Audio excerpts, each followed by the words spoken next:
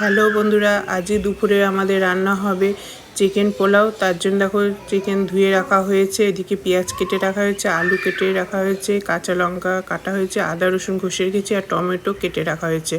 এবার গোটা হাঁড়ির মধ্যে গোটা গরম মশলা, তেজপাতা ফোড়ন দিয়ে আমি এই এক এক করে আলুগুলো তেলের মধ্যে ছেড়াচ্ছি।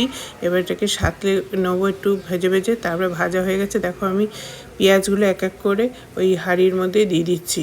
এটা দিয়েও খানিকক্ষণ নাড়াচাড়া করবো। দেখুন মজে গেছে।